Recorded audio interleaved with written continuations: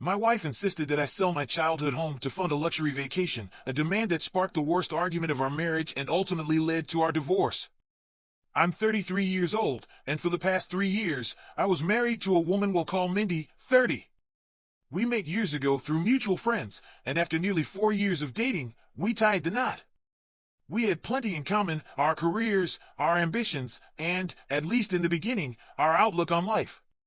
We were both bankers when we met, but after marriage, Mindy left her job to help a friend start a business. She had saved up enough to take the leap, and I had assured her I would support her decision. She had always dreamed of running her own company, perhaps influenced by her parents, who had tried their hand at entrepreneurship but never quite found success. Their small-scale beauty and makeup business catered only to locals, but Mindy had grander visions. She wanted something bigger, and I backed her completely. Unlike Mindy, I had no deep desire to venture into business. My family had been in it for generations, our wealth traced back to my grandfather, who started a bakery long ago. When my father took over, he turned it into a thriving empire. Yet, I never had any interest in the family business. My brother, older than me by a few years, was the one who embraced it, dedicating himself to its success. That suited me just fine. I had carved out my own path in finance and had no intention of changing course. Then, everything changed. A few months ago, both of my parents passed away. My father had battled heart problems for years, and when a cardiac arrest took him, it shattered what remained of my family. My mother had already succumbed to illness during the pandemic, leaving my brother and me to pick up the pieces. It was a devastating time, and yet, through it all, Mindy was my rock. She stayed by my side, offered comfort, and for that, I was deeply grateful. My brother and I were responsible for sorting out our father's affairs. When we sat down with our parents' lawyer, we discovered an unusual condition in their will: as long as one of them was alive, we wouldn't inherit anything. Now that both had passed, the reading could finally take place. It was typical of my parents to orchestrate something this dramatic. They had a flair for theatrics. Even the lawyer seemed entertained by the process. Mindy, however, saw no humor in it. She thought it was cruel. Only after the probate period ended were we finally allowed to hear the contents of the will. My parents had made their decisions crystal clear. The business, as expected, would go to my brother. He had earned it. He had dedicated years to ensuring its success. Meanwhile, I would inherit our family estate, my childhood home, a sprawling mansion that had stood for generations. The remaining wealth was to be divided equally between us, and any unspecified properties would be sold, with the proceeds going to charity. My brother and I had no complaints. We both felt it was more than fair. But Mindy? She had a very different opinion. She believed my parents had made a mistake. In her mind, the business should have been split between my brother and me. After all, we were both their sons. We could have run it together, as equal partners. I disagreed. I had never been involved in the bakery, had no passion for it, and frankly, no right to it. My brother, on the other hand, had worked tirelessly to build upon our father's legacy. He deserved it. I respected him immensely and knew that if I ever needed anything, he would be there for me. But Mindy couldn't let it go. Despite her frustration, she seemed content knowing that I had inherited the mansion. It was worth a fortune, not just in monetary value but in history. My great-grandfather, my mother's father, had built it long ago, and my mother's family had maintained their wealth for generations. Her father had been a legendary lawyer, and their aristocratic roots ran deep. My parents had worked incredibly hard despite their privilege, and they had raised me to appreciate what we had without looking down on others. But none of that mattered to Mindy.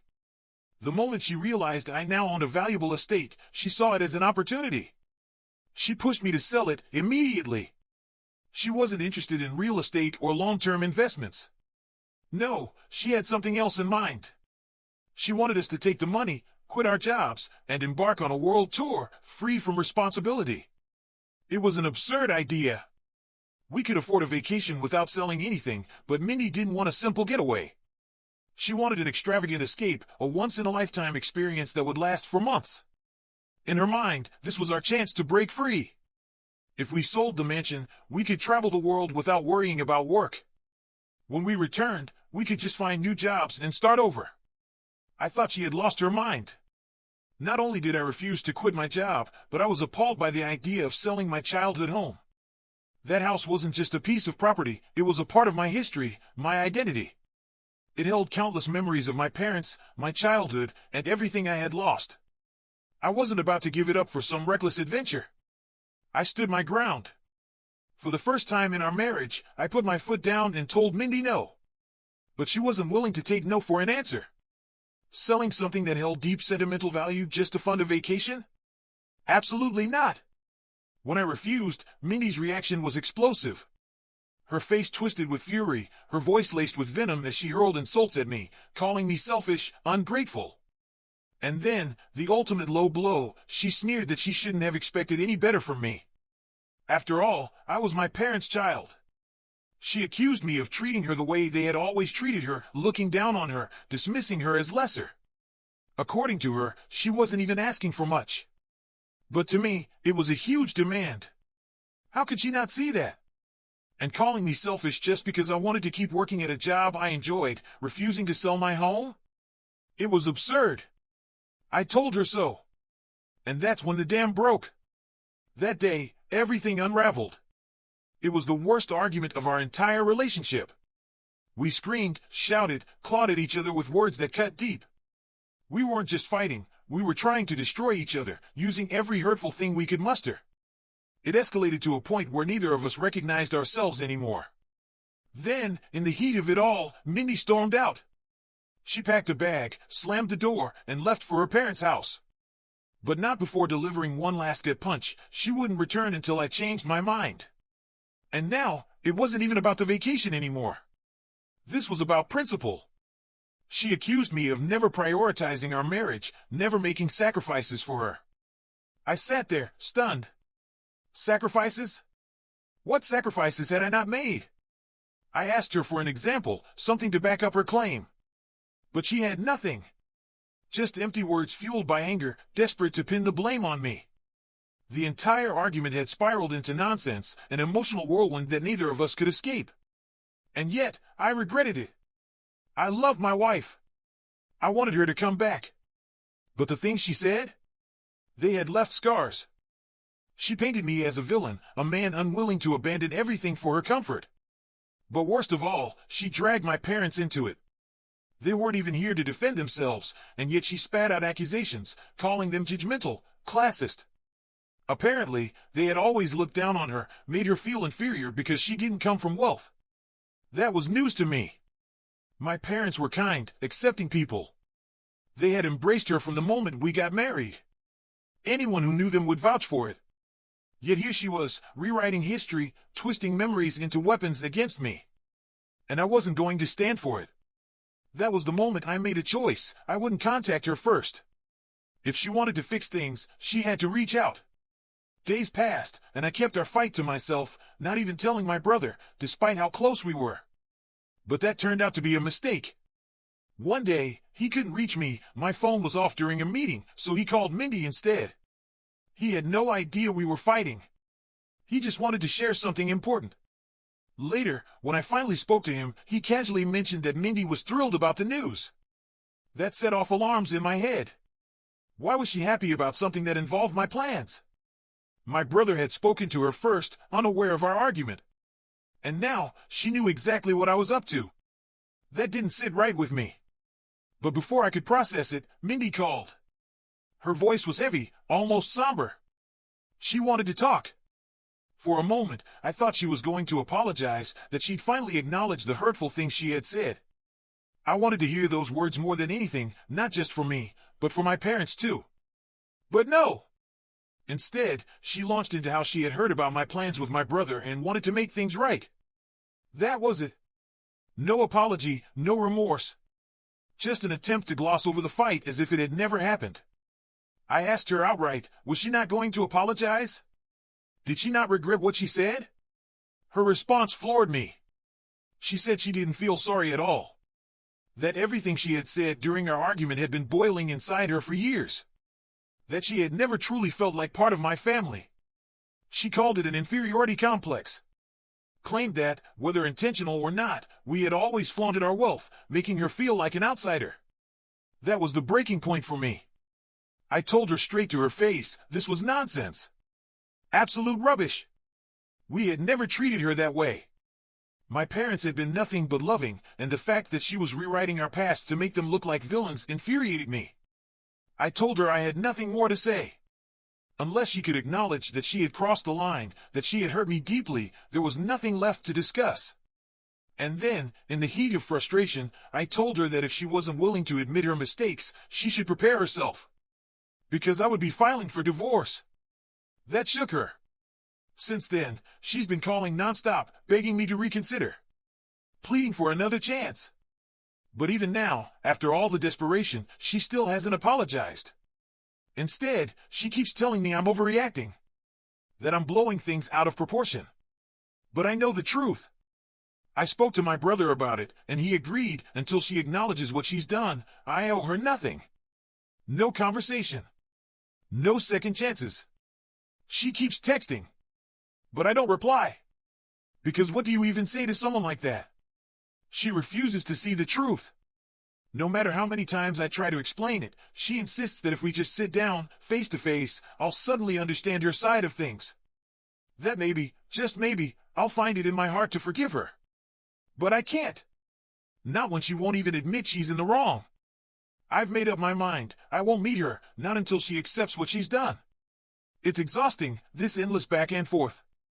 Last night, she texted again, and I made myself crystal clear. I don't want to talk. I don't want to meet. Not until she can muster up a real apology. That was my final word on it. I even gave her an ultimatum, 3 days to decide whether she's going to own up to her mistakes or lose me forever. If she can't, I'll have no choice but to file for divorce. I never wanted this. I love her. But love doesn't mean letting someone trample over your dignity, over your family, time and time again. I get it. She's never like my parents. Maybe she has personal demons to battle, unresolved bitterness that has nothing to do with me. But that doesn't give her the right to drag my family through the mud. And then she turned it around on me, said I was being unfair. Selfish. That I was willing to throw away our marriage just because of some future inheritance. As if that's what this is about. The accusation stung because it couldn't be further from the truth. I've never been the kind of man to put money over love. Even now, when everything is crumbling, I'm still giving her a chance. A chance to fix this. Because I want this marriage to work. But she doesn't. Not really. She only wants it to work on her terms. It's suffocating.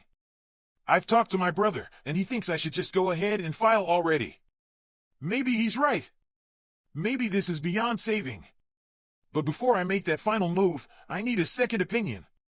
I need to be absolutely sure. This isn't some petty breakup, this is a marriage dissolving, a future unraveling.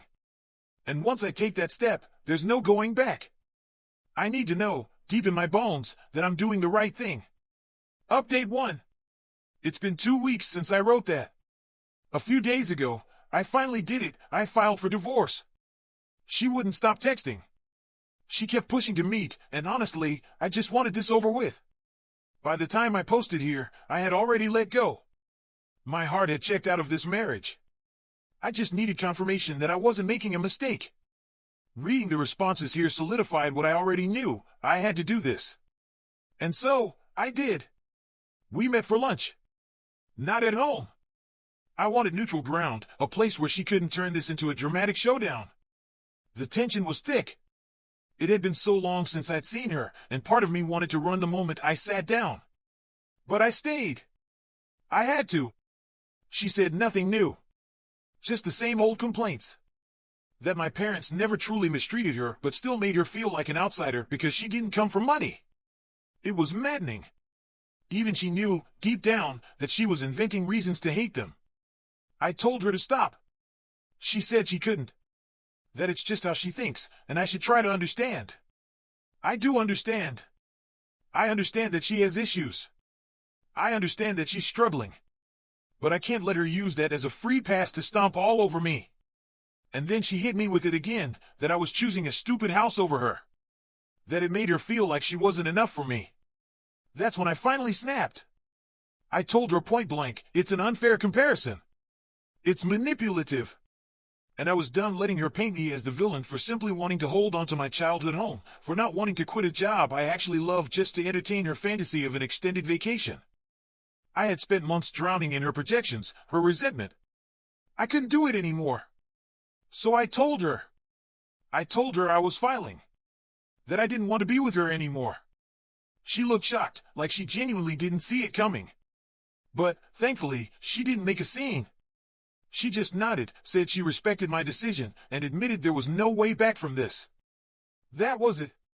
The last time we spoke.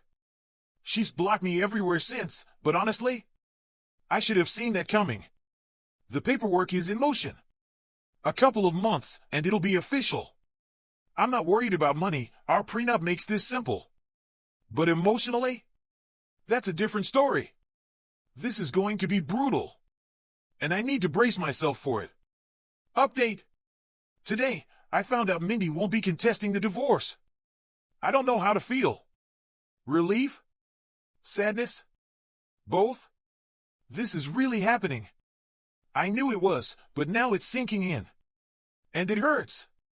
Even though this is what I wanted. Even though it's the right choice. I've started clearing out the house, getting rid of the things we bought together. I don't want reminders of her lingering. This is going to be hard enough without ghosts of our past haunting every corner. But I'm not alone in this. My brother, my friends, they're standing by me. And I'm so grateful. Final update. It's done. My divorce is finalized. The process itself was easy. The hard part? Saying goodbye for the last time. I could tell it was difficult for her, too, but if she was hurting, she never let it show. This is it. A new chapter. Everything is about to change. And I just have to accept it.